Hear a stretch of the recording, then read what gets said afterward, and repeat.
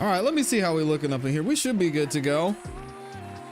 Back in here, y'all know what to do. Drop a 1 in the chat if you can hear me. Drop a 1 in the chat if you can see me. We should be back at it on this Monday morning. Welcome, y'all. Welcome to another YouTube live stream and another episode of the ClassE Morning Show. I'm your host, ClassE, of patreon.com/ClassEbeats, by the way. The link is in the description as well as in the pinned comment in the chat.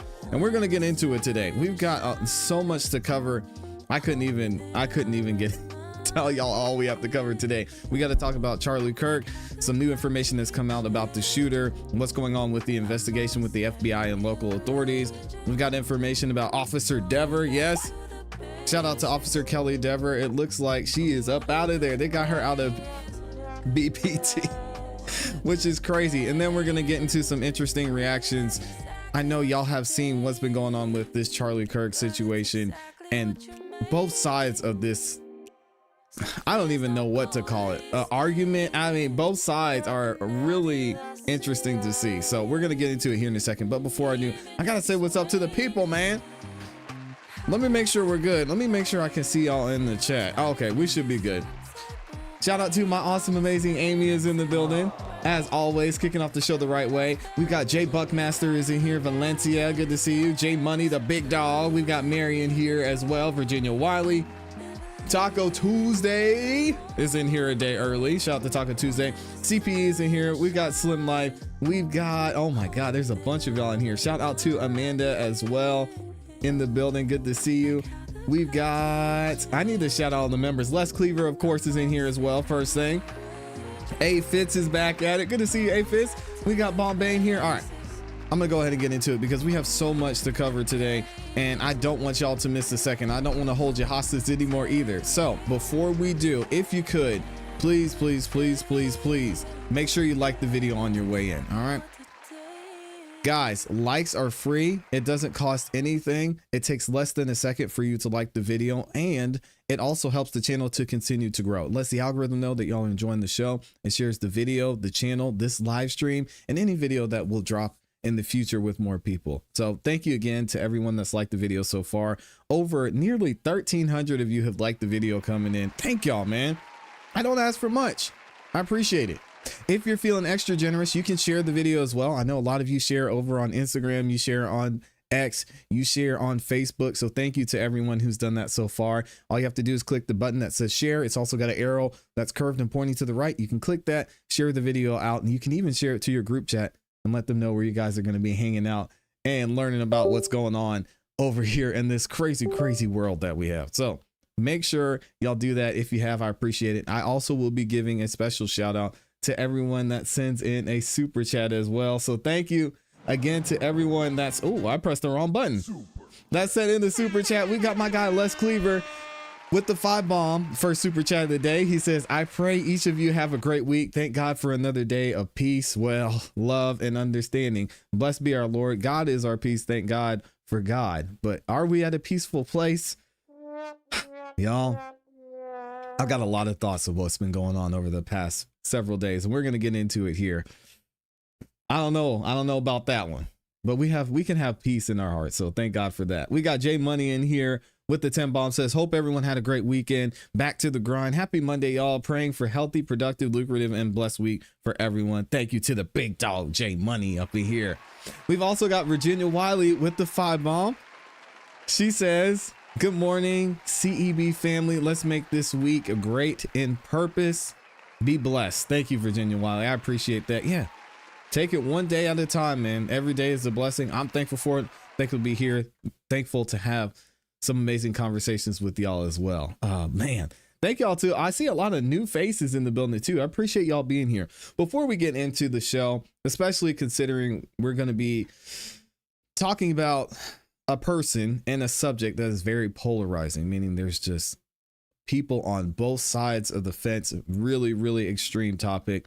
I want everyone who's new here to know that just like Charlie Kirk had with his platform, it's very similar here in the sense that I'm open to having conversations. So if you have a difference of opinion, if you disagree, you are welcome here. We welcome all opinions here. This isn't an echo chamber where we just have one opinion and we think one certain way. And we don't want to hear and respect what other people have to say. But the key word there is respect. So as long as you're respectful, you can give your opinion. No need to call people names. No need to say anything extra. We can have a differing opinion and still have a great time on the show. All right. So let's make this a good place. Let's make this a fun place. And I appreciate all the new timers who are in here too. You're safe. All right. Tay Tomb's in the building. What's up, Tay? We're going to go ahead and get into our first topic today.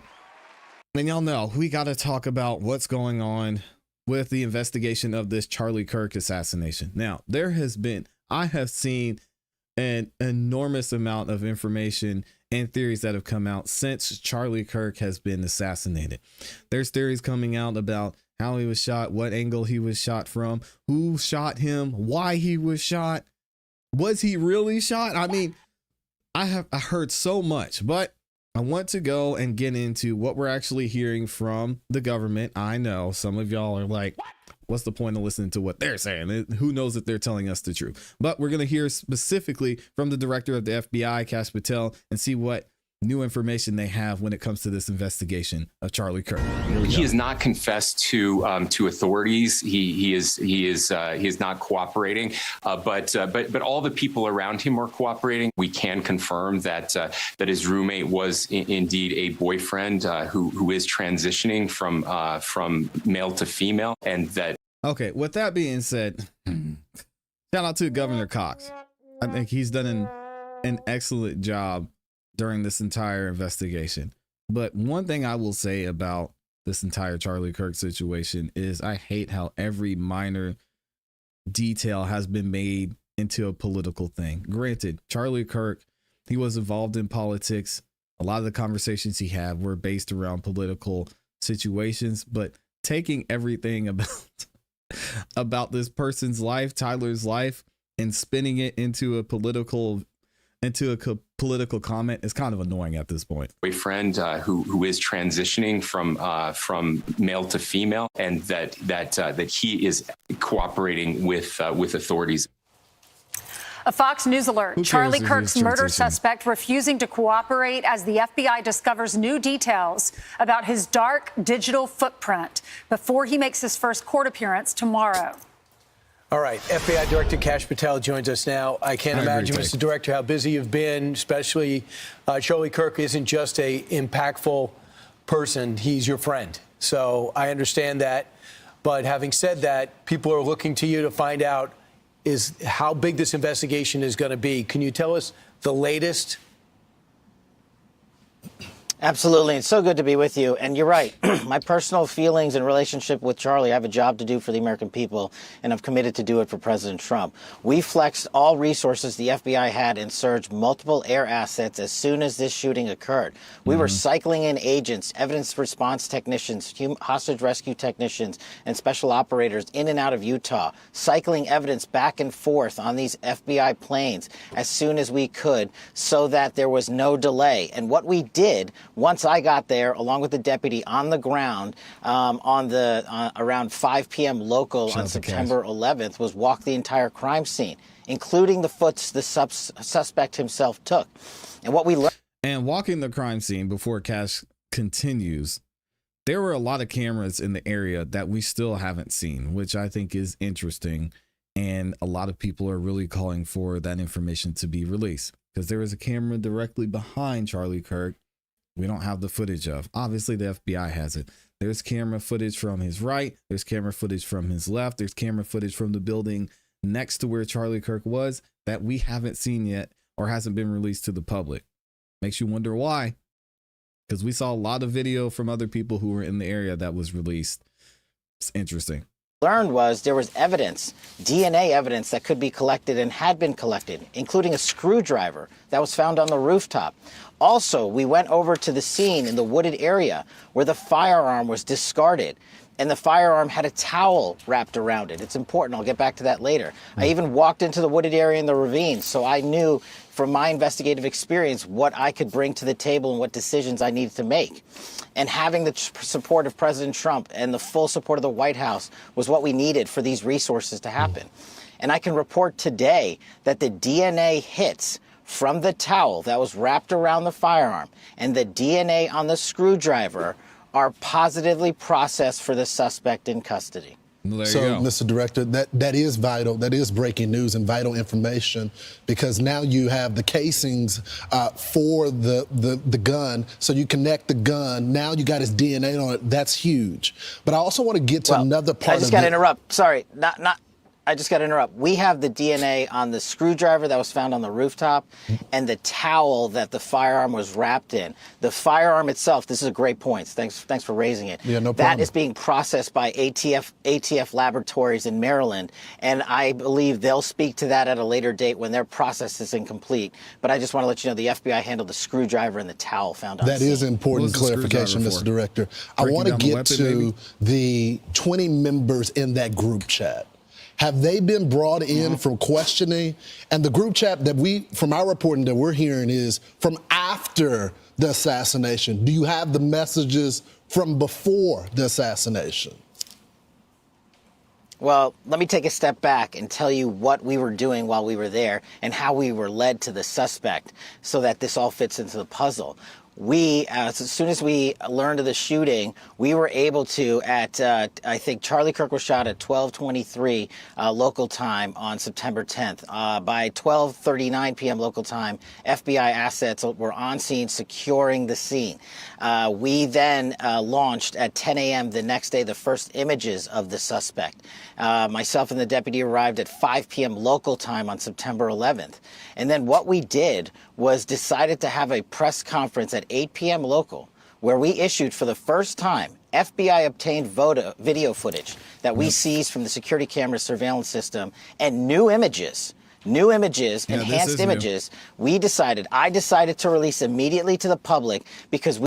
And they're saying this is another thing that was weird. Oh man, we're going to talk about it. They're saying he changed. He walked all this way. And then he changed back into the clothes that he was initially in. Some of this is, again, still isn't making sense. We were working with the public and the media to find this killer. Shortly after that 8 p.m. release, at 10 p.m. local time, the suspect was in custody. Why? Because the father informed us, pursuant to an interview of him, that he looked at the video that we released that evening and the enhanced photos and identified the suspect. That's how fast the FBI was working to put out information in real time. And for a comparative sake, the Boston bombing, the FBI didn't release images for 3 days. We know we didn't have 3 days. I made an executive decision on an investigative and operational need, and it turned out to be the right move because the men and women of the FBI said that's what we should be doing. Yeah, we knew when that video was released, we said it here on Fox and Friends, someone's going to recognize this person because someone was friends with him, his family, someone knows this guy. Those images were crystal clear. Tell us what you know about his background, his childhood, his father who had to turn him in. And I'm sorry, I didn't mean to ignore the last question. Going back to the group chats real quick, there's more than 20 individuals. But this is a great point. I want to lay out how this works. People think we can just get in these group chats and immediately find out who's in them. We, the FBI, are the investigatory body supporting multiple prosecutions and ongoing investigations. And that's another point. Our investigation at the FBI is ongoing. And there are scores of people in this Discord chat room. But we have to effectuate legal process. We have to go out there with search warrants so that if prosecutors want to later use this evidence, it's not tainted by being illegally obtained. We, the FBI, are running the investigation pointedly on the Discord chat group. There are scores of individuals that are going to be spoken to. There are also lots of family members and friends that have already been spoken to. And one more point on forensics. We were able to obtain in record time the text message chain between the suspect and his live-in partner, as well as other critical cellular information from our CAS team that analyzes cell phone data towers in the area to pinpoint the locations of the suspect and other individuals he was speaking with. This is and also, we're going to get into that in another video a little bit later. But there was allegedly messages that were sent back and forth via Discord. Discord came out and said, hey, y'all lie. Stop lying on us. That is not what happened. We're going to talk about that and look at that correction shortly. But because of social media, because of all the ring footage, because there's cameras everywhere, a lot of what's being said is just not adding up for some reason. Are we going to figure out why? Are we going to be able to find out why? I don't know. But it looks like this person, not only did they change clothes, but now magically they're not limping anymore. Maybe they realized, oh man, I got to stop limping. So I'm going to keep moving regular. Let me change my clothes. They changed out their clothes. They probably sprained the ankle jumping from that high. How many outfits did he have? Great question. By being illegally obtained. We, the FBI, are running the investigation pointedly on the Discord chat group. There are scores of individuals that are going to be spoken to. There are also lots of family members and friends that have already been spoken to. And one more point on forensics. We were able to obtain in record time the text message chain between the suspect and his live-in partner, as well as other critical cellular information from our CAS team that analyzes cell phone data towers in the area to pinpoint the locations of the suspect and other individuals he was speaking with. This is critical information that the FBI processed and got to prosecutors so they can lawfully use it in a court of law. And our investigation, our interviews continue, but we've learned some shocking things when we spoke to his family and friends as well. You want to share them? Nope, of course not. Those shocking things? Sure. And my job as FBI director is not to speak to motive, is to speak to the facts. And that's what I'm going to do. His family has collectively told investigators that he subscribed to left-wing ideology, and even more so in these last couple of years. Here we go. And he had a text message exchange, he the suspect, with another individual, in which he claimed that he had an opportunity to take out Charlie Kirk, and he was going to do it because of his hatred for what Charlie stood for. Those are factually accurate investigatory findings by the FBI that we've handed over to the local authorities and the federal authorities to make their prosecutorial decisions. But I believe in this instance of such public importance, the public has a right to know.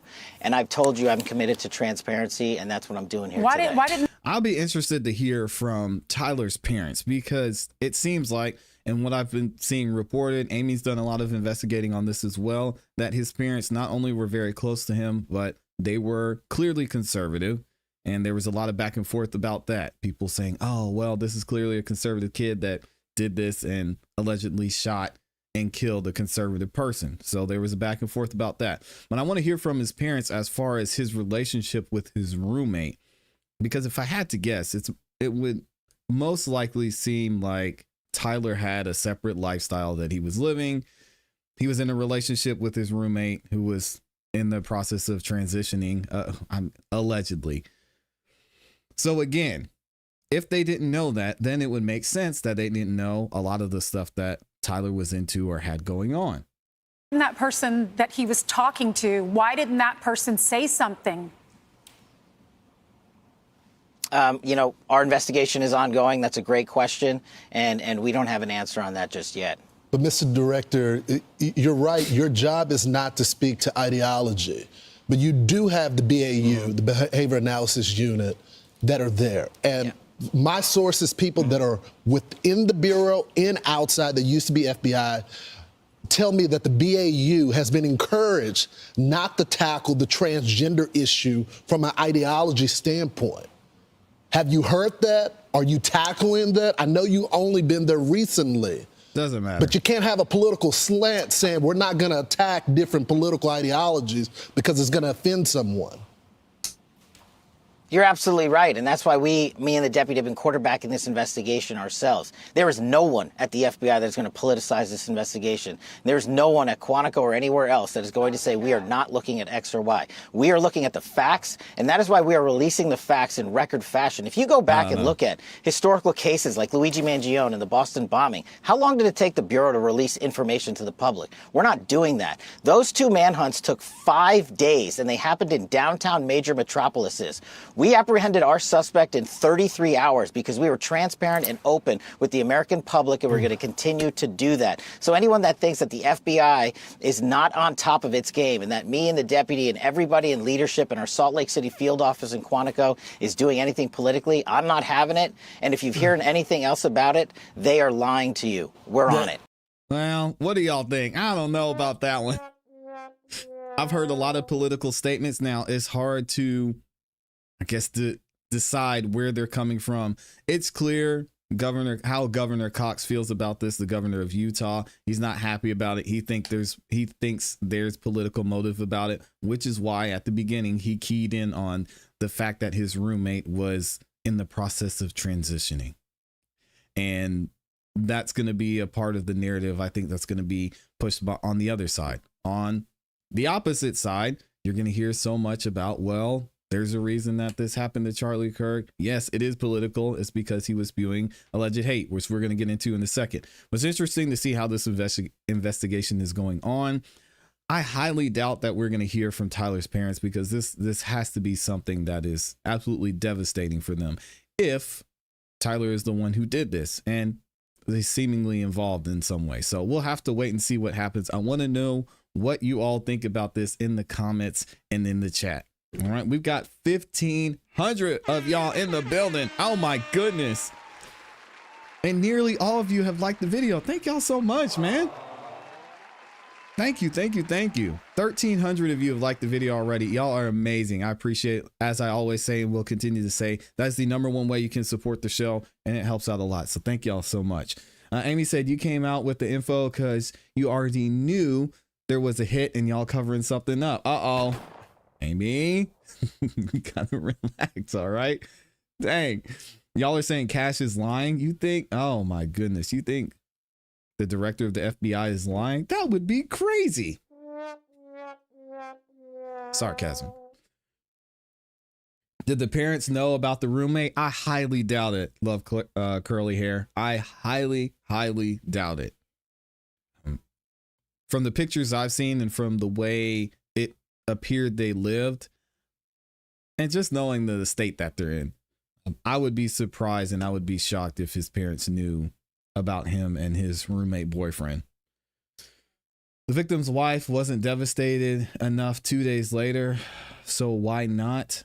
I'm not sure what that means. Let's see. Everything is so politicized today. I know. Like, why did the governor have to throw that little part in there? He's in the process of transitioning, which I guess that could go to his heightened sensitivity towards some of the beliefs that Charlie had. But either way, shout out to Amy for gifting 5 memberships. If you got a membership from Amy, make sure you say thank you. All right. She's giving y'all an opportunity and a chance to get your name highlighted in the beautiful green. You can check out the members only content that we have here on the channel. So make sure y'all do that. You also get an opportunity to get instant access to all the videos that we drop here, along with some custom emojis and fun things in the chat as well. So make sure y'all stay locked in for that.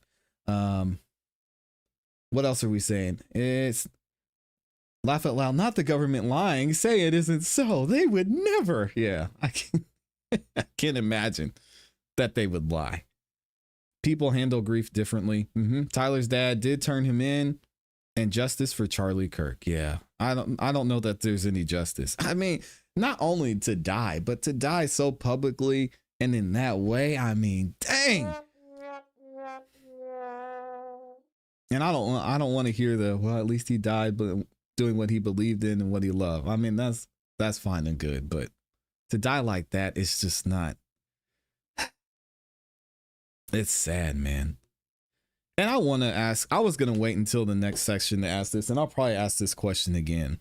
With someone who built their platform on having conversations in Charlie Kirk, I want to know, where do we go from here? Because I haven't seen anyone do what Charlie Kirk was doing when it comes to conversations in this way.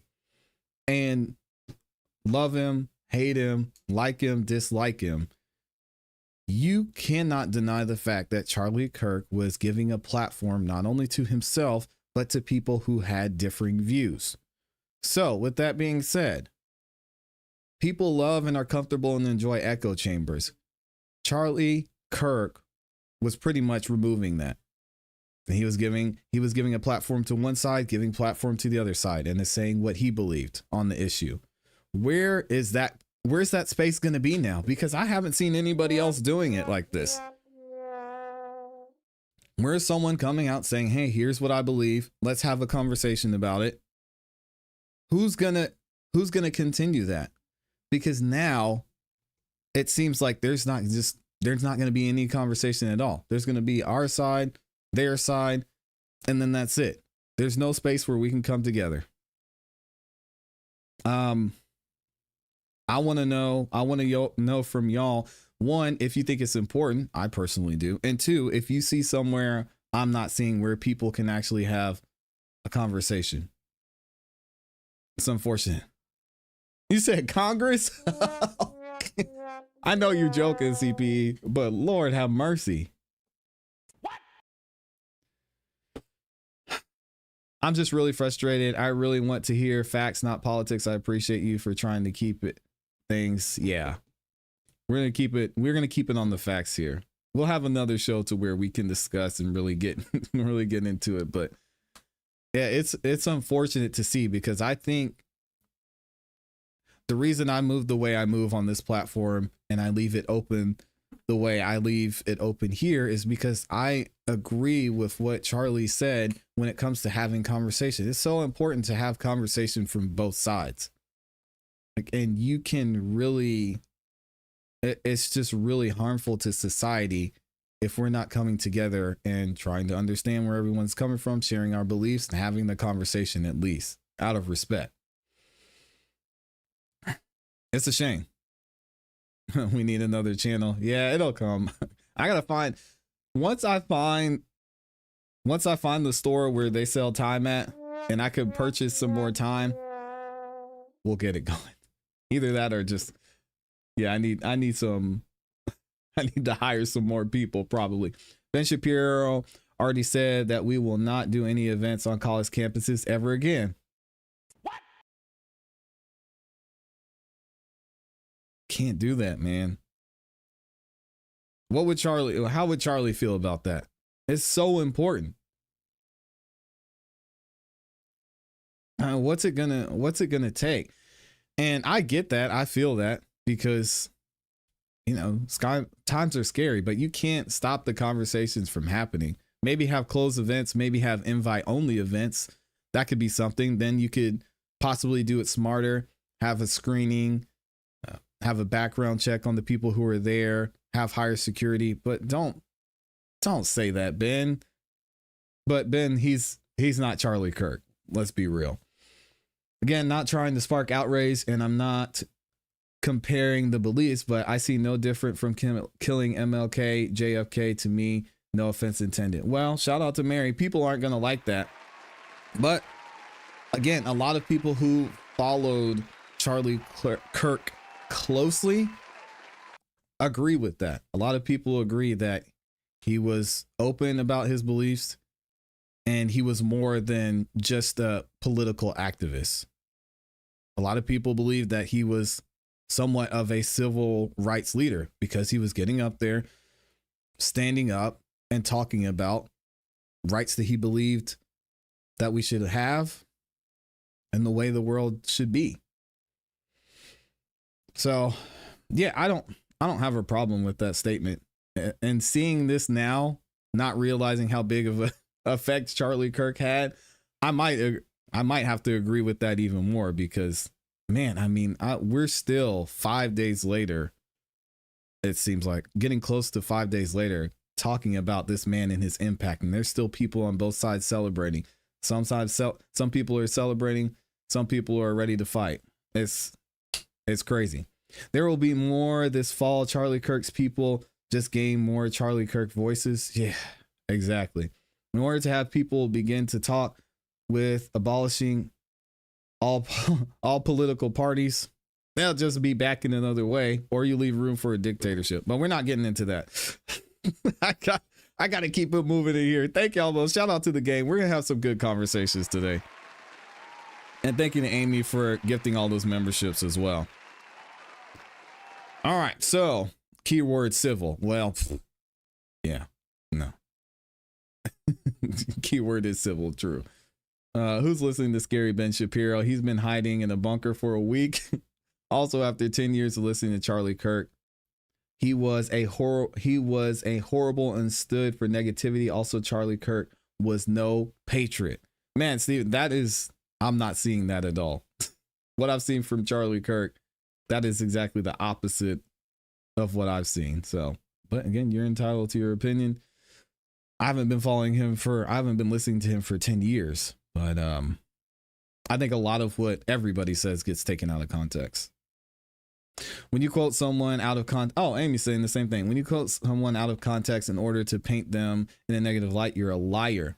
A painful truth is a whole lie. Fake news. All right, let's get into it. So now that we heard from the FBI director on what's going on with the ongoing investigation into Tyler Robinson and the assassination of Charlie Kirk, we're going to hear some new details about the actual shooting, what took place there, and we'll get into some reactions from people around the world when it comes to Charlie Kirk's assassination. Check this out. Authorities in Utah are poring over what they call a mountain of evidence against 22-year-old Tyler Robinson, the man authorities say fired that single fatal shot, killing Charlie Kirk. The district attorney saying they hope to file charges by tomorrow, but authorities say they're receiving little help from the suspect who turned himself in Thursday. He's not cooperating, but all the people around him are cooperating. Utah's governor saying they have interviewed Robinson's roommate, with whom they say he was romantically involved. Authorities say it was his own father who contacted the Washington County Sheriff's Office after seeing those grainy pictures that were shared with the public. And according to the New York Times, those images were also recognized by acquaintances of the suspect in a group chat on a messaging app. Several of the group members apparently joking with the alleged shooter about how he resembled the person in the photos.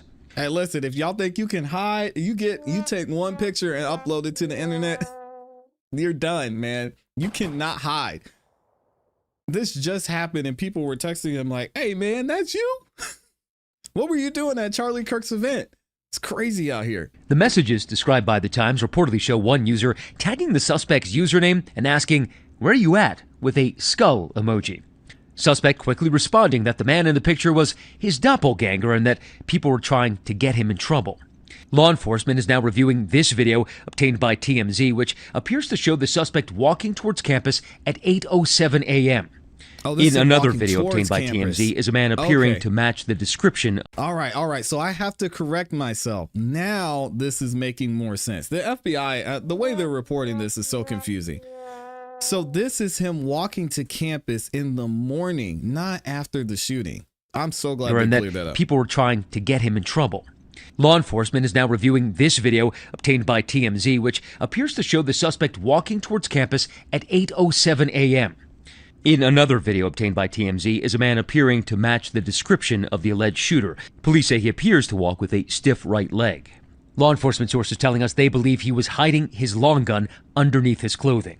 Hours later, as Charlie Kirk fired up the crowd, tossing out hats, authorities say the suspect made his way to the roof of a building about 175 yards from the stage and waited out of sight. At 12:22 p.m., investigators say the alleged shooter sprang into that sniper position. A minute later, at 12:23 p.m., Kirk began answering a question about gun violence. Do you know how many mass shooters there have been in America over the last 10 years? Counting or not counting gang violence? Great. And the camera I mentioned in the other video, y'all could see that here. I want to see what happened in this camera. And then you got a camera here. You got cameras all over the place. Y'all know the FBI is on it, I'm sure, but we need to know what happened. The suspect taking that single shot and then dropping off the roof. And this morning, tributes are pouring in for Kirk, who turned out millions of young voters for President Trump's re-election campaign, and whose ultra-conservative views earned him a massive online following, as well as many detractors. Overnight, lawmakers honoring Kirk at the Kennedy Center in Washington. Charlie Kirk's widow speaking out for the first time over the weekend, holding back tears for the 31-year-old husband and the father of her children. That's his wife, Erica. I will never, ever have the words to describe the loss that I feel in my heart. And the funeral and memorial for Charlie Kirk is now set for this coming Sunday at State Farm Stadium just outside Phoenix. That's where the Arizona Cardinals play. It's got a capacity of 70,000 people. And President Trump said that he will be there. He has also ordered flags lowered to have staff starting late Wednesday. George. All right. So another thing about this, and something that I asked as we were covering this entire investigation, is with the FBI being so heavily involved, how is this going to play out for the charges against Tyler Robinson? Because they're working on the charges now. Is the federal government going to be involved? Is this just going to be a state issue? And we're going to find out more information about that shortly. But I wanted to play the full clip that we got to hear from Governor Cox. And shout out to Defiant Els in here posting this clip. And then we'll get into finding out how they're going to handle these charges. Check it out. And anything new on the investigation? You say he admitted that, confessed? No, not again. He has not confessed to authorities. He is not cooperating.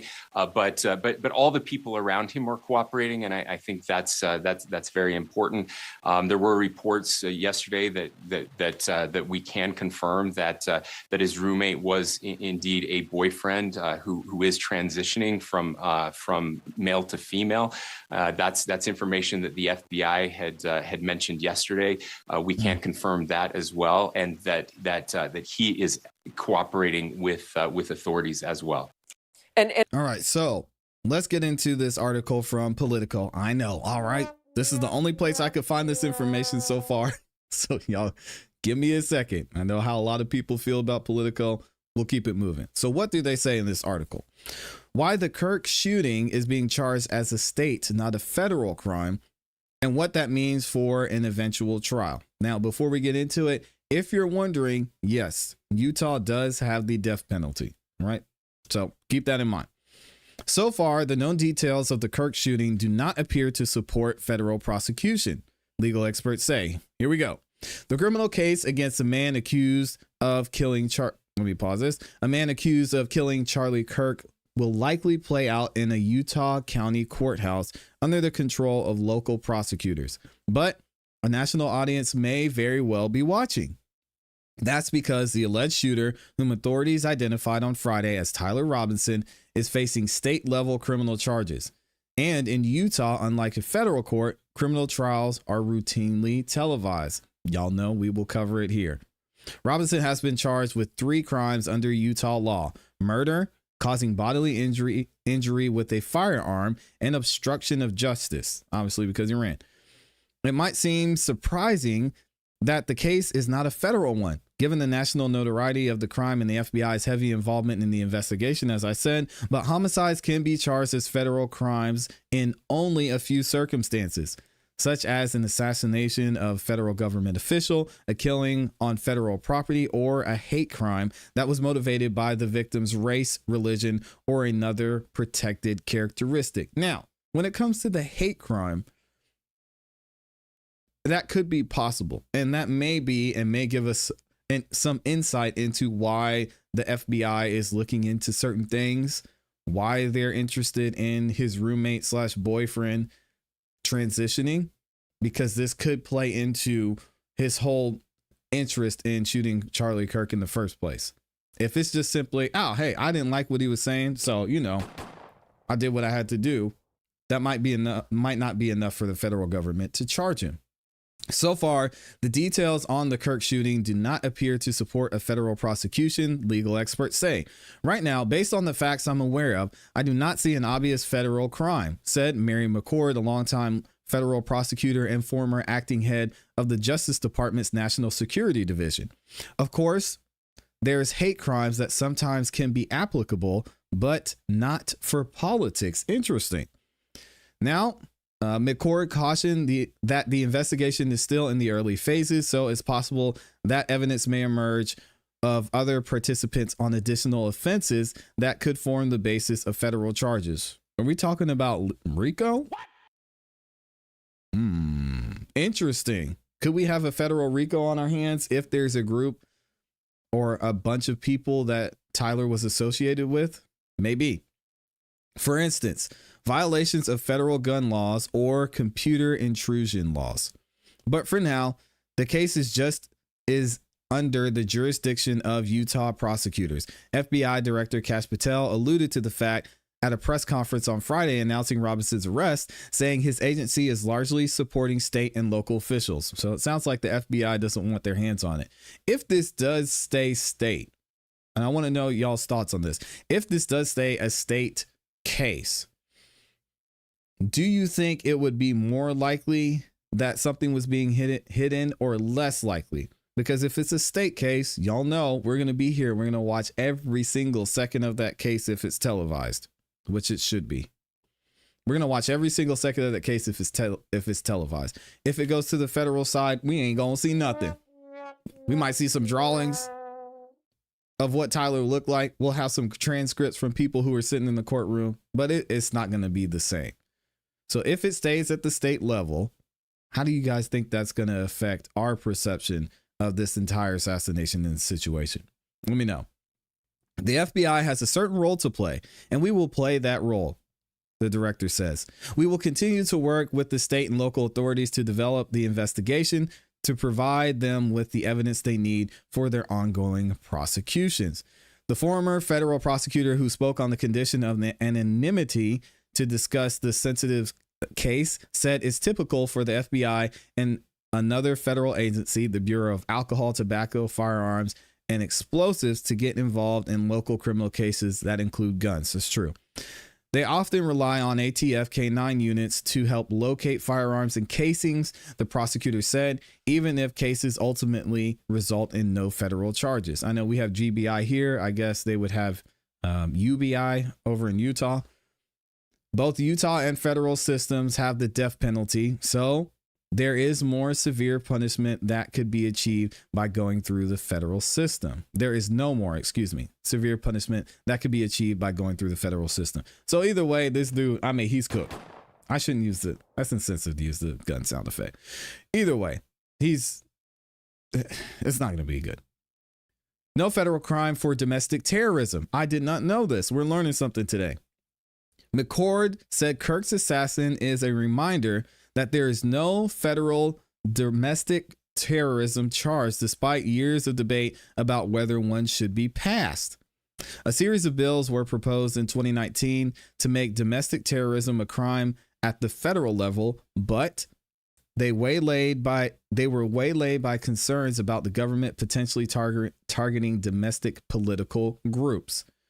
McCord, who now runs Georgetown's Law Institute for Constitutional Advocacy and Protection, was once a prominent advocate for a federal law making domestic terrorism a crime. She said she thought such a law would help focus resources to make arrests before any act of terrorism takes place. Oh, we talking about pre-crime. Oh my gosh. Somebody called Tom Cruise. Are we getting into Minority Report level? Shout out to you if you get that reference, by the way. But President Donald Trump's public statement and his administration's actions have given McCord second thoughts about the wisdom of the new law. Yeah, you don't want Big Brother getting into I don't like that path at all from a political standpoint. Honestly, I'd be more nervous about it because this administration, even way more so than the first Trump administration, really does seem pretty hell-bent on weaponization. What a word. She pointed to Trump's comments in the wake of Kirk's shooting, blaming the radical left for political violence in America. One could argue that. I would be very nervous right now about how a federal offense like that might get investigated and used. I agree. All right, so now let's see what is going to happen if we get this at the state level and we're able to watch. For the public, the most obvious difference between a federal case and the state level case is the cameras are barred in federal courts, whereas the states are broadcast. The lack of video in federal cases means that even historic federal cases receive less attention than they otherwise might. Even Diddy received less attention because of that. Consider the trial that began this week in the case of Ryan Routh, who was charged with attempting to assassinate President Trump on the West Palm Beach, Florida golf course last September. Routh's trial is playing out in federal court in nearby Fort Pierce in a relative obscurity, which dispatches from print journals but no video to capture the nation's attention. By contrast, the court proceedings in Robinson's case, starting with his arraignment early next week, are almost certain to be televised, according to the prominent Utah media lawyer Jeff Hunt. Utah has one of the best cameras in courtroom rules in the country, Hunt said. There is a presumption of electronic media coverage in trial courts. Oh, shout out to Utah. It's probably because they don't be doing that much out in Utah. They're pretty chill. That is dope. So no Rule 22s in Utah?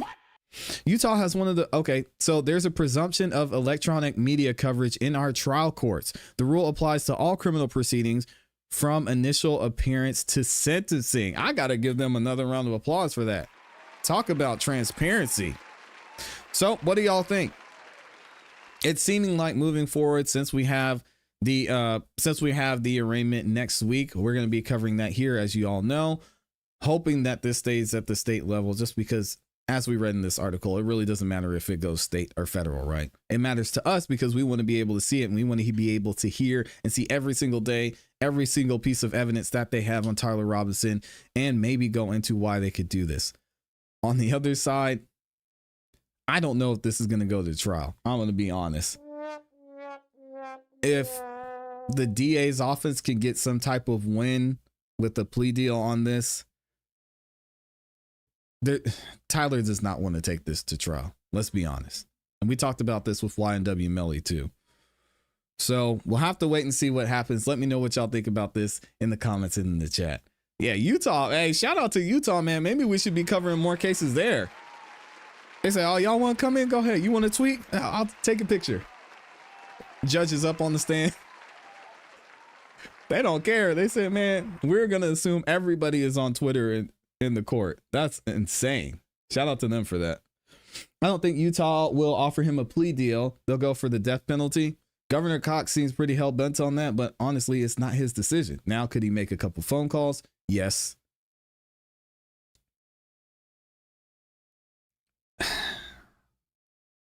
And with it being Utah, and I'm not sure the county, I would just say, of what I know of Utah, people I know from Utah, having been to Utah myself, I cannot imagine that a jury of his peers would find him not guilty. Like, that's just going based off of what we know right now. Tyler, he better ask them for a plea deal. Utah's love to give people second chances unless they commit an exceptionally heinous crime. Then there's full no mercy. They're not showing mercy in this. I guarantee you. Period. I mean, this would be the fastest deliberation we've seen. It would probably be 5 minutes. Especially the Utah, they find out that he had a transgender roommate. Oh. Nah. Yeah, Utah County. I live here. Oh, shout out to Utah. I love Utah, man. Absolutely amazing. Let's see. Those stats have nothing to do with the question. That was an uneducated conclusion, an exact point to what I'm saying. Gang violence does not equal mass. Oh, okay. Y'all must be talking about something else. Politically speaking, I don't think the government will take a plea deal. This trial would be 3 weeks of conservative advertisements across the country. Well said. Yes. Absolutely. And unless something comes out, I mean, guys, his own dad arrested him. His dad's citizen arrested him. You want to talk about reasonable doubt? I know we haven't seen much, and all we have right now is just what Governor Cox said, the special agent and the director of the FBI speaking. But I don't think Tyler has a chance in this earth to be found not guilty. So that is a great point. Excellent comment. I agree 1,000%. This will be used. Obviously, President Trump's going to be asked about it. You know, Erica's going to be there the entire trial, every single day. Man, why are we like this, man? Why do we think like this? And he says that response was consistent with his frequent commentary linking cultural or ideological questions with discussions about violence. Oh, okay. Y'all are having a conversation in the chat, so I just need to mind my business. Selecting the jury pool is definitely going to be a hard task with all the footage so far and who Charlie Kirk was. I don't think so, because I didn't really, I knew of Charlie Kirk, but I think if before the shooting, if I for some reason hadn't seen this shooting, right? And someone's like, hey, can you be on the jury for Tyler Robinson? It's about Charlie Kirk. There was a shooting. It was really tragic, and he's alleged to have assassinated Charlie Kirk. I say, yeah, sure. I don't think. Yeah, I don't have a problem with that, because up until this point, I knew of Charlie Kirk. I had seen and heard some of his views enough to be like, okay, I know where I stand in my, and what I think about Charlie Kirk and his message.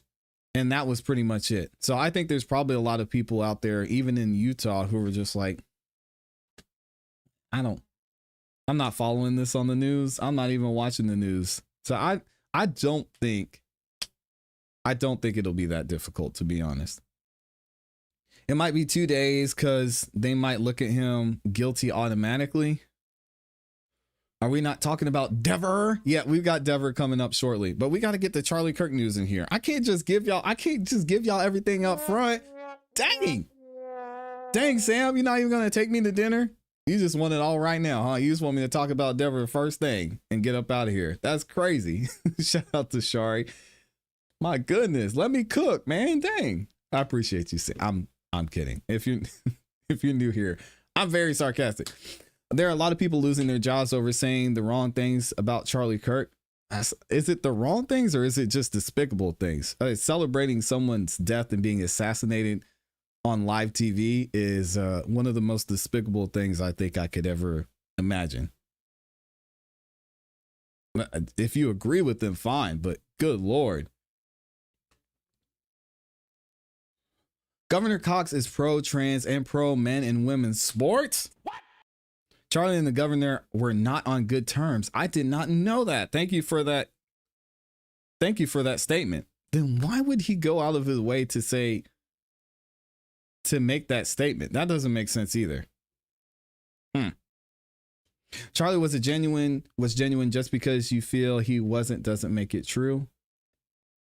Yeah, and I mean, y'all can have your opinions, but dang, are we really? There's people really out here celebrating that this happened to him, which is sad. That's a whole nother thing. Charlie Kirk's statements need to be listened to in entirety to gain context. Yeah, good luck with that in 2025. A lot of these people, I don't want to put a percentage on it, but probably I won't put a percentage on it. A large majority of the people who are making these comments about Charlie Kirk, either one, have only heard clips of Charlie Kirk, or two, haven't even listened to Charlie Kirk for themselves. They heard somebody else talk about Charlie Kirk or saw someone commenting on Charlie Kirk and were like, oh yeah, F that guy. It's sad. It's really sad. Tucker is reporting on Cox. Yeah, I don't care about the governor of Utah. I'm good. Best of luck to Governor Cox over there. Literally, my friend is security at the hospital they took Charlie to. Wow.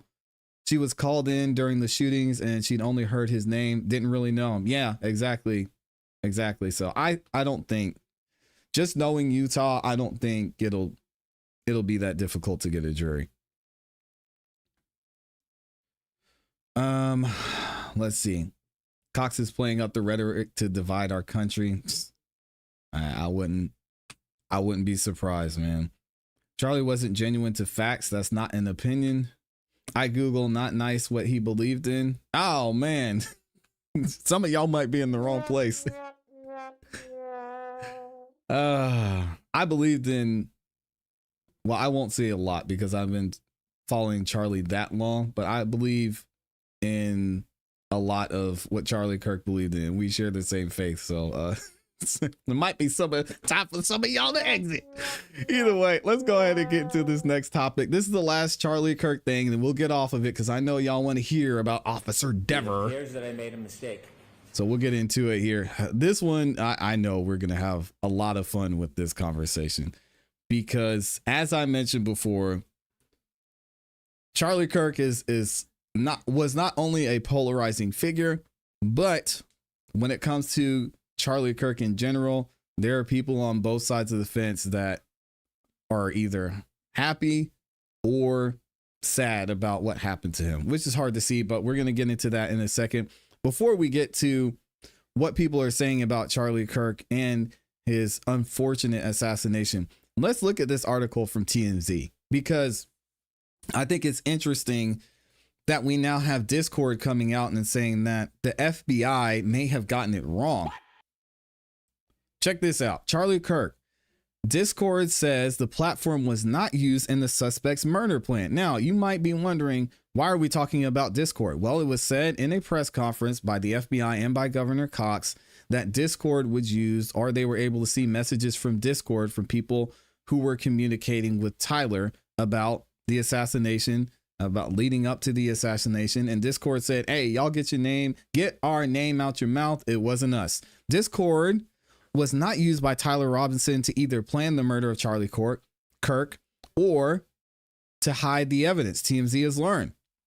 A Discord spokesperson tells TMZ, in the course of our investigation, we identified a Discord account associated with the suspect, but have found no evidence that the suspect planned this incident or promoted violence on Discord. Okay.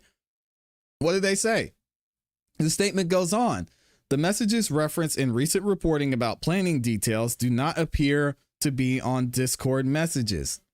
These were communications between the suspect's roommate and a friend after the shooting, where the roommate was recounting contents of the note the suspect had left elsewhere. So what happened was the roommate and someone else, the suspect's roommate, we now know was Tyler's boyfriend, transitioning. We got to point that out apparently.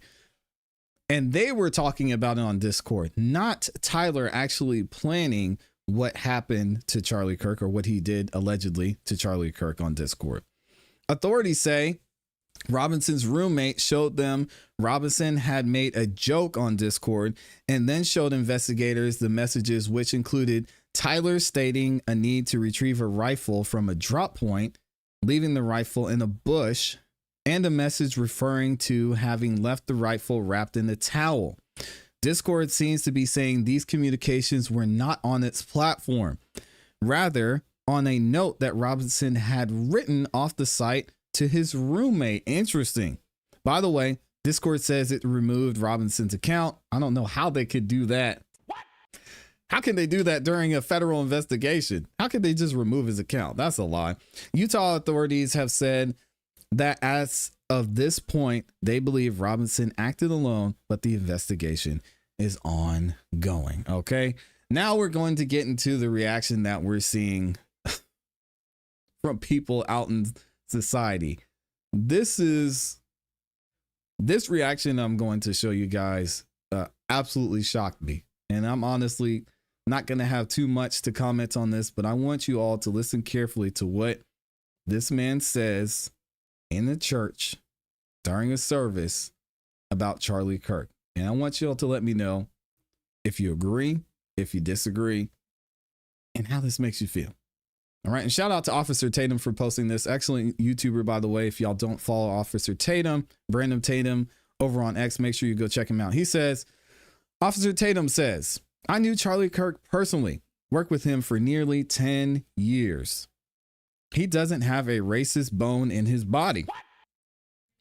These low life, I'm not going to say that word, just ninjas, just mad because a white man out here saying what they don't have the courage to do. Oh, Charlie was a man of God, preaching the gospel more than them all. Okay, so this is not Officer Tatum in the video. Officer Tatum is the one who posted this. The person in the video, I'll let y'all figure out who it is. Shout out to the pastor. Let's hear what he had to say about Charlie Kirk. Charlie Kirk did not deserve to be assassinated.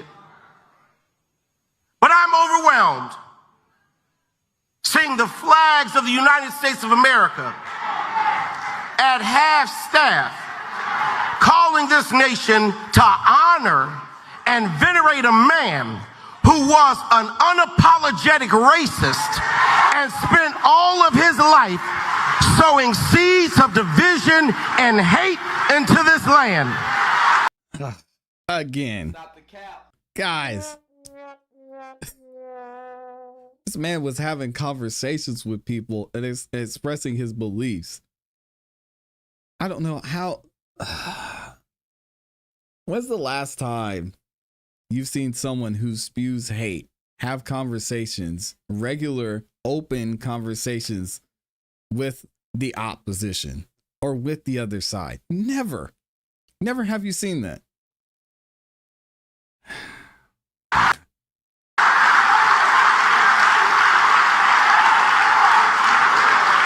And hearing people with selective rage who are mad about Charlie Kirk but didn't give a damn about Melissa Hortman and her husband when they were shot down in their home tell me I ought to have compassion for the death of a man who had no respect for my own life. I am sorry, but there's nowhere in Bible where we are taught to honor evil. He called him evil. And how you die does not redeem how you lived.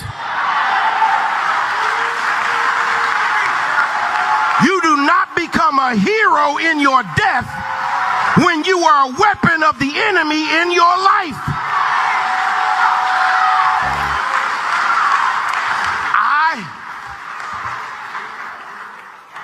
I can abhor the violence that took your life, but I don't have to celebrate how you chose to live.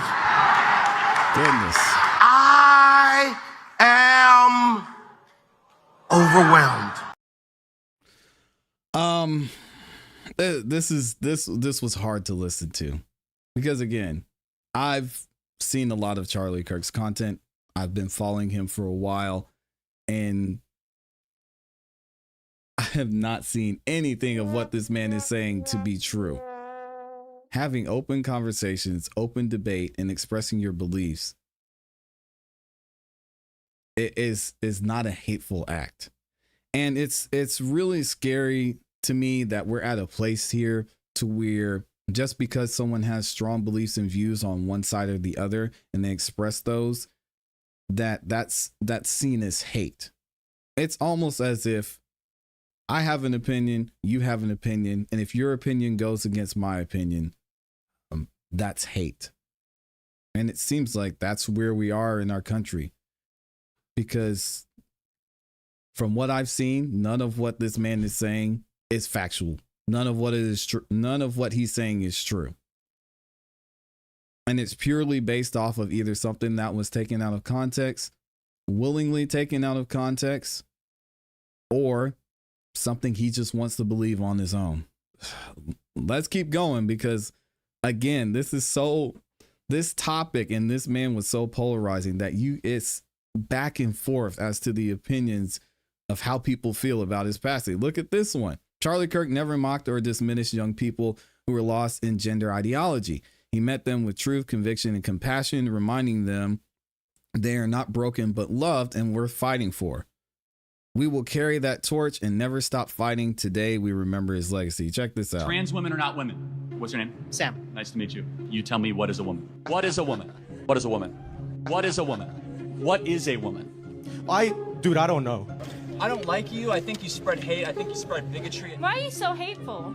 I asked you what a woman was. That's not hateful. I gave you the definition. The inability to answer the most fundamental, obvious biological question, what is a woman? This is not troubling. Like, it's so simple, it's so obvious. What is a woman? I did not ask about that. I'm not a woman. I don't care. I wouldn't know. I'm asking you about I got it, trans but men. what is a woman? This is your okay, gotcha point. Better question. You are what is a moving man? the flag post. What is a man? Because that's what you're talking about this whole time. You said that. I am asking on No, why hold you on. don't talk about Hold on, trans time men. out. You're moving the goalposts. You use your little gotcha thing because you think you're cool. Saying what is a man is a gotcha? I go around universities and have challenging conversations because that's what is so important to our country, is to find our disagreements respectfully. He said, I go around the country and have conversations. Hateful. Gender is an artificial concept made up by John Money in the 1960s. There are no genders, there are two sexes, and there are unlimited personalities. You're lying to yourself and lying to other people that you could become something other than what you are born. And that you're at war with your own biology. You're at war with your own wants and interests, no matter how hard you try to convince yourself otherwise. Are you not? And people say, oh, that's hateful. How can he say that? Not appropriating transgender and queer people to mental illness. I'm diagnosing. When you think you are something that you are not, you're dealing under a delusion. A delusion is a mental condition. No kids should ever receive any hormones, testosterone, estrogen, Lupron, any of that, minimally. I'm sorry about the I'm going to music have an on this, opinion guys. that very few people will ever tell you, which is I want you to be very cautious putting drugs into your system in the pursuit of changing your body. I instead encourage you to work on what's going on in your brain first. Once you start to go on the path of altering your body, there's no end to that sort of those interventions. But instead, finding peace in your brain, and even beyond that, trying to find peace in your soul. Guys, I don't get it, man. What I'm seeing from people who are celebrating or happy or calling this man certain names is just that they disagreed with what he said. So therefore, they're sticking the racist title on him. They're sticking the hateful title on him because they don't agree with what he's saying. Just say you didn't agree. I'll even say I don't agree with everything Charlie Kirk has said. I don't understand it. It's, as someone who really wants to and encourages and has conversations with people on a daily basis, Monday through Friday, we're in here having conversations. It's sad to me to think that I can have a differing view from someone and offer them an opportunity to have a conversation about it. And instead, they just say, I'm hateful. It's sad, man. It's sad. And then lastly, we've got Don Lemon out here trying to have conversations with people about how they feel about Charlie Kirk's death. And I think this woman caught him a little off guard. Check this one out. What do you think would happen to Charlie Kirk? It's just messed up. Totally messed up. You know, that was messed up. Like, nobody deserved that. He definitely didn't deserve that. He was a good guy. You think he was a good guy? I think he was. You Only think? Kirk Good morals. Captain Kirk. The what? The only Kirk you recognize is Captain Kirk. I don't know Charlie Kirk. I don't know who You that don't is. know who it is? I don't know who that is. I know who it was. That's Like, I only know about him when all of us have flaws. I can't really tell you what to believe in or how to feel. Like, everybody's having a human experience. Like, why knock him for having this human experience or what he believe in? Even though even though he says things that are anti-women, black, all that. I can't judge him for that. You can't. I can't judge him for that. Look at Don Lemon. He said, even though he says things that are where, Don? Where did he say that? Dang, man. Shout out to this lady. We need more people like her. But I can use judgment. He didn't deserve that. Right. Yeah. As a human being. Yeah. You are very spiritual. You know, yeah. I can't go left. I can't go left with that. No, you sound like, you mean left, going yeah, left, like, not left. Because I'm right. humanity. Yeah. I'm humanity and love first. No, I love that. So the first person I spoke to here didn't want to be on camera, and he said, I can't judge him because I'm not God. And so let him, whatever the reaction is, if the government wants to give him a state-like funeral, if they let him do it because God is the only judge. And yeah, like, nobody really can judge him. Yeah. And like, I kind of like seen him before all of this happened, but I don't see what everybody else was seeing. Right. So, Yeah. Hey, that's how you feel. And shout out to this lady. Wonderful message. And there's a reason I wanted to end with this, because as discouraging it is to hear and see some of the things that have been publicized about people celebrating his death, and how as discouraging and upsetting as it is to see the other side using Charlie Kirk's death to make a political stance against the other side, it's nice to hear what I believe from this woman. And that is that the majority of people, they aren't celebrating Charlie Kirk's death. The majority of people aren't trying to use Charlie Kirk's death to say, oh, the other side, the left side, they're evil. They're looking at it for what it is, saying this man, he had something he believed in. He was preaching it. He was going out and he was telling people what he believed in. He was sharing the good news. He was talking about his views on gun laws, on the LGBTQ community. And unfortunately, someone decided to take his life. That's how I really feel the majority of people think. We're focusing, and we tend to focus on the outliers a lot when it comes to polarizing situations like this. We tend to focus on the people who are saying, yeah, I'm glad Charlie Kirk is dead. And we focus on the people who are saying, oh, the left is evil and they're the ones who caused this. Instead of understanding that why Charlie Kirk's platform What's so important? Because the majority of people are like this woman. They're willing to have the conversation. They're willing to hear from the other side. And if they don't, they'll just say, I don't agree with you, and they'll go the other way. Thank God there aren't a lot of Tyler Robinsons out there. Thank God there aren't. Well, I won't name any other names. Let me know what y'all think about this in the comments in the chat. We still got 1,600 of y'all up in here listening to this. What is wrong with y'all? We're going to get into Devon now. All right. Jeez, we got some breaking news. Let me read some of these super chats and I'll give y'all what you want. Sam I Am was over there telling me that I don't care about Charlie Kirk. Dang. All right. Let me cook, man. Jeez. Shout out to Love Curly Hair with the 5 bomb says, I've been listening to Charlie for years and I'm pushing 60. A very big loss for the youth. Be safe. I agree. I mean, think of these. No one was giving college kids a platform like this. Like, and think of all you got to see and hear from the mindset of college kids. Some of the things they were coming up to the microphone and saying, they probably never even said to their own parents. Charlie Kirk was given a platform, is having a conversation. I say, hey, just think. Even if you don't agree with me, just think about what you're hearing. Think about what you're seeing. Think about what's being said to you. And that's so important. We don't want to live in a society when you just turn your minds on and you plug into your mind whatever somebody else is saying, pull out the plug and go about your day. Man, I agree. Love Curly Hair. Big loss. Because no one else we're not listening. We're not listening. We're not talking. We're not having those conversations. We're just saying, hey, here's what you should believe. And that's it. Amy in here with the cake already. She told me, trying to remind me it's lunchtime, that I need to keep it moving. I know y'all want to hear about Officer Dever as well. Yeah, don't get me started on affirmative action and DEI. If y'all have been here long enough, you know how I feel about DEI. I won't get into it. Garbage, man. Good riddance. Let me see. God does not divide. God is love. I agree.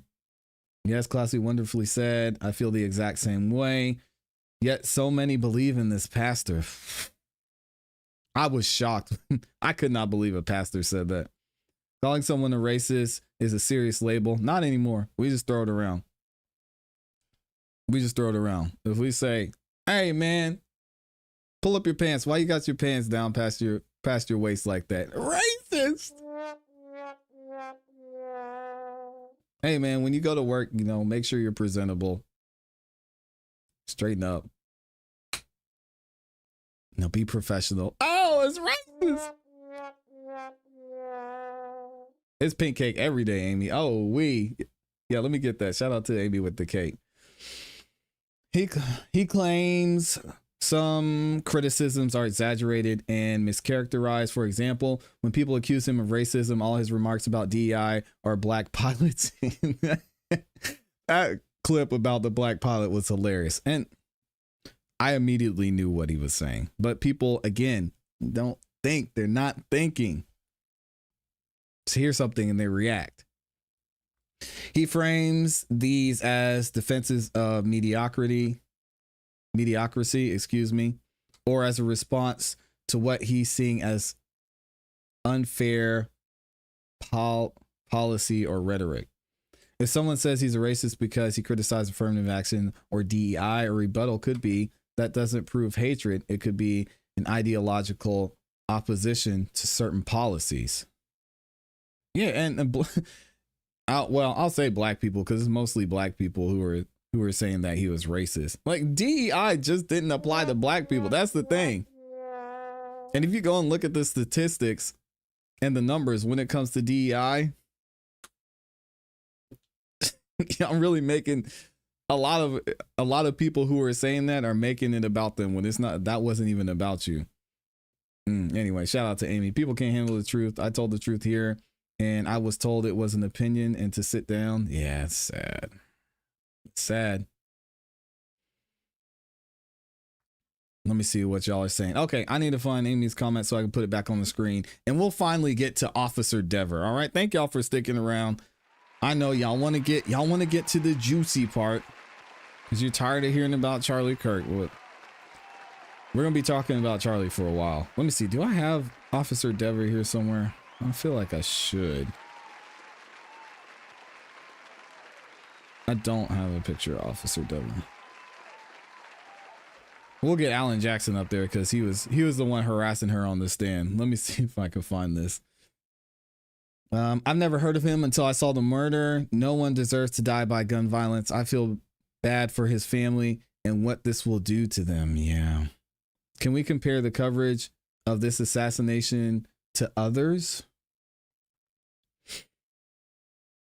To other assassinations or just other shootings? I mean, I know of 5 shootings that took place since Charlie Kirk was assassinated, but there's a reason those aren't being reported on. I mean, this happens, unfortunately, every day. He said college is a fraud. I completely agree. Me too. He said it's where women go just to find husbands. I strongly. Oh man, you must not be from the South. That is 1000% true in certain cultures. Go to college and find a husband. That is how some people are taught. That is a thing. Find your husband in college is a thing. I don't think you can deny that. I don't know if he said women just go there to find a husband, but it's definitely a thing. Oh, shout out to Memphis. Shout out to Tennessee. Thank y'all. Thank y'all. Oh yeah, we're getting into it, Tatum. All right, Tatum told me to stop talking. Amy put her comment in here. Let's go. All right, so we have some breaking news when it comes to Kelly Dever. Yes, it has finally happened. It is being reported that Kelly Dever has resigned. Now, y'all know we've been covering her movements, talking about potentially what was going on, what was happening. Kelly Dever took a leave of absence shortly after the trial ended, and we hadn't really heard from her since. We hadn't seen any movement until now. Check this out from Boston 25. More breaking news tonight. A Boston police officer who testified in Karen Reed's retrial has resigned. That officer is Kelly Dever, and that's according to Boston police. Dever was a Canton police officer in January of 2022 when Boston police officer John O'Keefe was found dead in the snow on Fairview Road. Reed was later charged with second-degree murder in his death. For more information, you can head to our website, boston25news.com. And what did Kelly think was going to happen, guys? Did she think she was going to be protected? Did she think Michael Morrissey was going to protect her? She think the commissioner who said, I don't even know who that is, was going to protect her? No, this was never going to end well. And if you don't know what I'm talking about, make sure you stick around because I will I'm going to happily show you what Kelly Dever looked like on the stand. And in my opinion, the moment that we knew her career was over. But let's get into this article first from Boston 10. Boston police officer who testified in the Karen Reed trial resigns. Kelly Dever was called to testify as the Karen Reed's defense's third witness in June, and the back and forth with defense attorney Alan Jackson was sometimes contentious. That's putting it lightly. A Boston police officer who testified in Karen Reed's retrial has resigned, the department said on Friday. Officer Kelly Dever, who, by the way, was recently promoted, resigned effective September 1st. So it was 2 weeks ago. Interesting. Police didn't share more information on the circumstances around her resignation, saying only that the personnel order on the resignation was released Friday. She had been on leave, which a Boston police spokesperson confirmed to NBC News Boston in July. Dever was a Canton police officer in January 2022 when Boston police officer John O'Keefe was found fatally injured in the snow. Well, he was dead on Fairview Road. Reed was soon charged with second-degree murder. As we know, Dever was promoted, joined the Boston Police Department shortly after, and got, what was it, Amy? A $60,000 raise? And now she gone. Dever was called to testify as the defense's third witness in June, and the back and forth between her and defense attorney Alan Jackson was sometimes contentious. Asked if she wanted to be in court, she said, I have no idea why I'm here. I have no connection to this case. Stop the cap. Y'all are going to see it here in a second. Dever says she initially told investigators about seeing two figures in the case alone with Reed's SUV, but later realized she could not have been there at the time, calling it a false memory. She later retracted. After Reed's acquittal on all but the lowest form of one charge, Jackson demanded that the Boston Police Department place her on what's known as the Brady List, a compilation of officers who have credibility concerns that prosecutors must disclose to defense attorneys in criminal cases. And we talked about this in the Brady List too.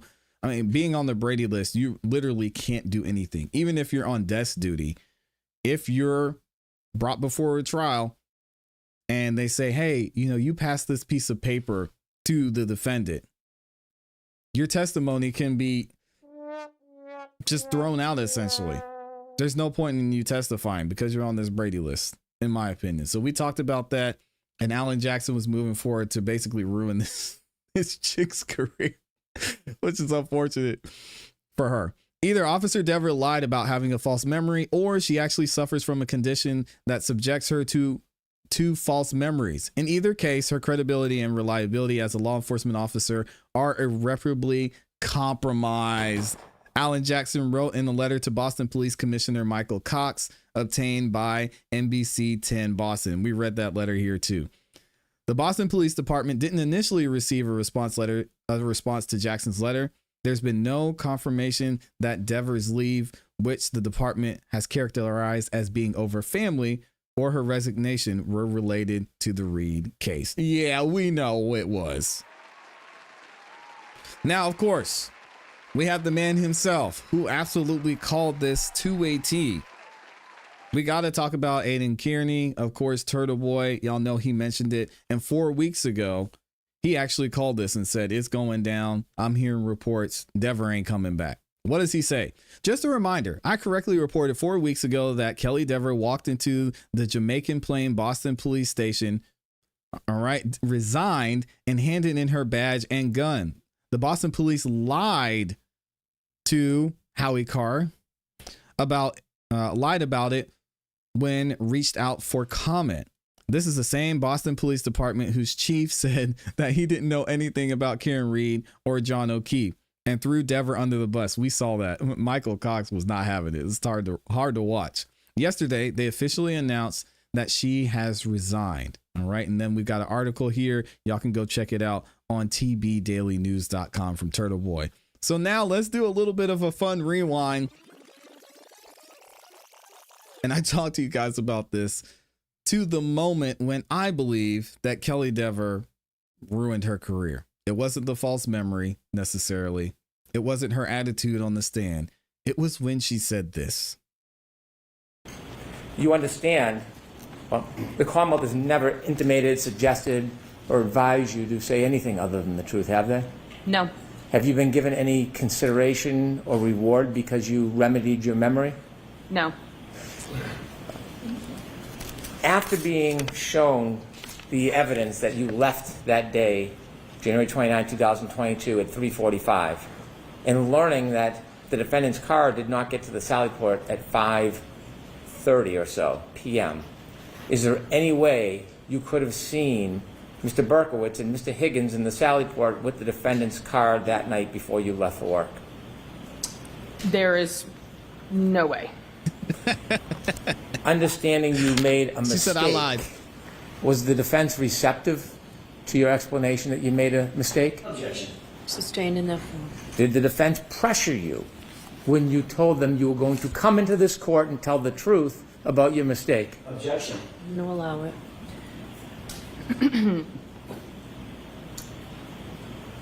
Can you rephrase it? Yes.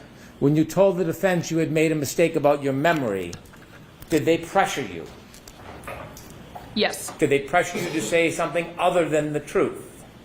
yes, they wanted me to repeat a lie at that point, given it would have been with malicious intent to repeat it. Yes, and they wanted her to repeat a lie that she said, right? Remember that. Jeez. Understanding a lawyer has no power to charge with contempt, does that change the reality of whether or not you were threatened? Let me ask it a different way. You were asked questions about whether or not you knew who could take out charges for a crime. Yes? Yes. Okay. Regardless of whether an attorney has that power, were you threatened that there would be a charge of perjury if you didn't comply with the defense wishes in this case? Yes. And knowing you were going to come into court, given this experience you had with the defense,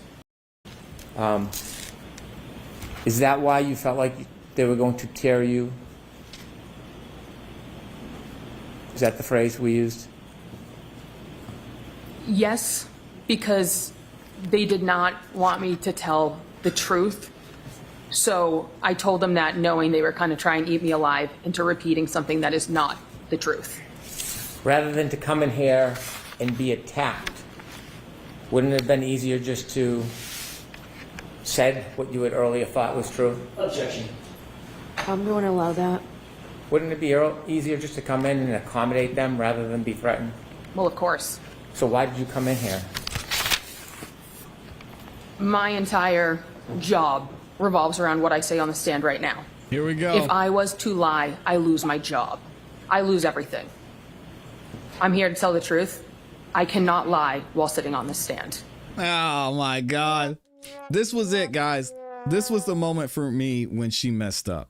She said, the only reason I'm standing here, the only reason I'm sitting here, the only reason I'm on the stand is because my job is making me. And I'm going to say whatever I have to say to keep my job. Whether you want to put that under the truth or not, listen, I'm not losing my job. So I'm here. I'm going to say, and I've been coached to say it was a false memory. That's my best bet. And if I lose my job, it is what it is. But I'm not coming on this stand and lying. Jeez. Thank you. One question. Okay. Your entire job revolves around what you say on the witness stand. AJ caught it Is that what too. you just testified to? Yes. And if you agree that what you said to those two law enforcement agents on August 9th, 2023, you would be implicating not one, but two police officers, law enforcement officers, correct? If you agreed with what you said She confused now. in August of 2023 on this witness stand, you would be implicating two officers, fellow officers, correct? So I'm confused as to what you're asking. You would be implicating, if you agree with me, you have not agreed that that was the truth. You've now indicated that what you told to law enforcement agents in August of 2023 was a lie. No, if you agreed with that statement here on the witness stand, you would be implicating two officers as having been in the Sally Port, weirdly, for a wildly long time with the SUV, implicating not one, but two fellow officers. Correct? Correct. That's what you would be doing. It's not possible I saw If you that. agreed with me, would you be implicating the reputations of two officers? Yes, Kelly. If I was to lie, then yes. And your entire job revolves around what you say on that witness stand. That's what you said, correct? I'm still... That's what you just said, Officer Dever, correct? I still don't really understand the question. You just said, all I'm asking you is what you just said. I wrote it down. Jeez, man. You just said, my entire job revolves around what I say on the witness stand, correct? Correct. Yes to that question. That's all I have. Oh, AJ knew he got her. And shout out to Ellen Jackson, man. She was stupid to say that. And you guys could go back and watch the receipts. I don't remember what day this was from. But I said, as soon as she said that, I knew. This lady's done. She's out of here. Why would you say that? Why would you get on this stand and say, hey, listen, the only reason I'm here is to say what I got to say so I can keep my job? Man. Amy said, They're going to say AJ's being helpful. Why is he so mean to her? Let her speak her truth. Let me know what y'all think about this in the comments in the chat. Oh my gosh. Thank you to everyone who's in the building, man. Shout out to all 2,000 of you. Oh my goodness. We got 2,000 people in here. What is going on? Thank y'all for the love, man. If y'all could, make sure you like the video on your way in. Likes are free. I appreciate every single one of y'all that has stopped by the show. I had a couple more things we can get to, but why all 2,200 of you now are in here? I'm going to remind y'all to subscribe, hit the notification bell so you don't miss any time that we go live. We are here every single weekday, Monday through Friday morning for the ClassE Morning Show. Y'all don't want to miss out. We're going to be back here tomorrow morning as well. I appreciate the gang in here. You like the video, it's free. It helps the channel continue to grow. Thank y'all so much for the love. We're gonna have some more we're gonna review on tomorrow's show, so I look forward to seeing y'all there. Hope you have a great rest of your afternoon. We'll be posting clips later on this afternoon as well. Y'all know what to do. Have a great rest of your day. Keep growing, keep pushing, keep it classy. I'll see some of y'all tonight. We gone. Peace. Officer Dever.